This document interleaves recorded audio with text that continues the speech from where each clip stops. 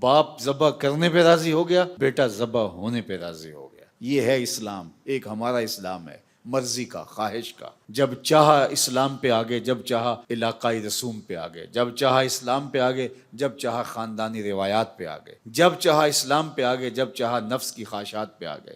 لیکن قرآن نے اللہ کے حکم کی تعمیل کے اس انداز کے لیے جو لفظ استعمال کیے ہیں، یہ ہے اسلام۔ فلما اسلما، جب اسلام کی حقیقی صورت لوگوں کے سامنے آئی کہ باپ اللہ کے لیے ذبح کرنے کے لیے تیار ہے اور بیٹا ذبح ہونے کے لیے تیار ہے، وَتَلَّهُ لِلْجَبِينِ، اور باپ نے بیٹے کو پیشانی کے بل لٹایا اور گردن کے اوپر چھری رکھ کے پوری ہمت کے ساتھ چھری پھیر دی۔ اتنی دیر میں جنت سے دمبا لا کر کے چھری نیچے رکھ دیا گیا اور یہ دمبے کی گردن پہ چھری پھیر دیتے ہیں۔ اِنَّ هَذَا لَهُوَ الْبَلَاءُ الْمُبِينُ، اللہ فرماتا ہے یہ بہت بڑی آزمائش تھی۔ پہاڑوں پہ ڈال دیے جاتی یہ آزمائش تو ان کے پتے بھی پانی ہو جاتے، زمین کی صلابت گوارا نہ کر پاتی۔ سلام علی ابراہیم، ابراہیم تیرے اوپر سلامتیاں نازل ہوں کہ تو نے اطاعت و انقیاد کا وہ جذبہ دکھایا۔ لاج رکھ لی انسانیت کی فرشتوں کے سامنے۔ فرشتے کہتے تھے سجدے ہم کریں گے، مالک تیری عبادت ہم کریں گے، رکوع و قیام ہم کریں گے۔ یہ انسان تو دھینگا مشتی کرے گا، یہ تو لڑائی اور شر و فساد کرے گا۔ حضرت ابراہیم علیہ السلام کے اس عمل نے کیا عزت، کیا آبرو حضرت انسان کی فرشتوں کی نظر کے اندر پیدا کی کہ اللہ کے حکم پہ اللہ کے بندے کس طرح اپنی عزیز از جان چیز کو قربان کے لیے تیار ہو جاتے ہیں۔ اس سنت کو باقی رکھ کر کے ان یادوں کو تازہ کیا جاتا ہے تاکہ ہم اس کو فراموش نہ کریں۔ میرے ایک بزرگ فرمایا کرتے تھے کہ ہر شخص کا کوئی نہ کوئی اسماعیل ہوتا ہے، جب تک وہ اپنے اسماعیل کی گردن پہ چھری نہ رکھے اتنی دیر تک رب کی قربت نصیب نہیں ہوتی۔ کسی کا اسماعیل اس کا مال ہوتا ہے، کسی کا اسماعیل اس کی خواہشات ہوتی ہیں، اس کی آرزویں ہوتی ہیں۔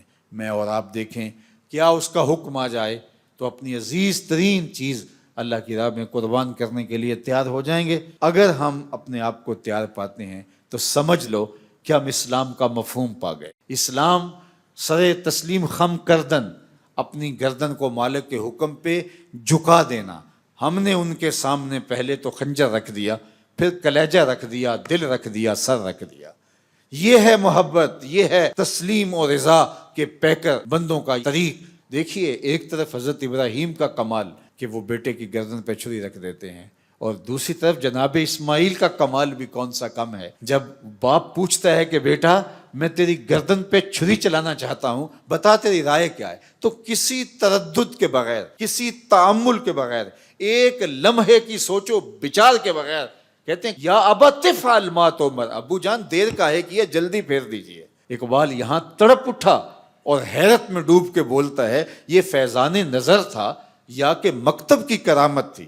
سکھائے کس نے اسماعیل کو آداب فرزندی، کس نے اسماعیل کو بتایا؟ تو میں کہتا ہوں کہ اسماعیل کو آداب فرزندی ہاجرہ نے بتائے تھے۔ اس نے بتایا تھا کہ باپ کے حکم پہ کس طرح سر تسلیم خم کیا جاتا ہے۔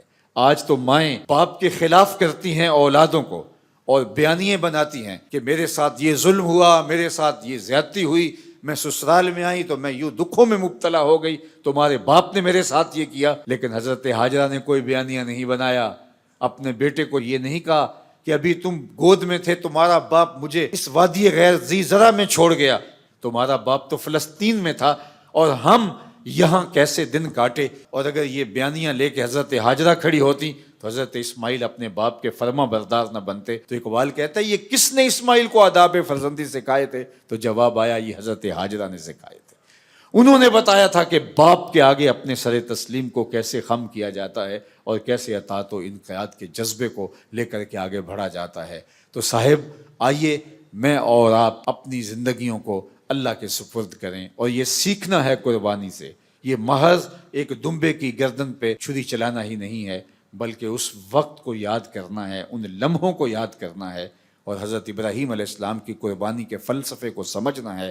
رب کے حکم پر عزیز سے عزیز چیز بھی قربان کرنے کی نوبت آئے تو بغیر کسی تأمل اور تردد کے اپنے آپ کو تیار پانا ہے۔ اللہ جل شانہ مجھے اور آپ کو قربانیاں کرنے اور قربانی کے فلسفے کو سمجھنے کی توفیق دے۔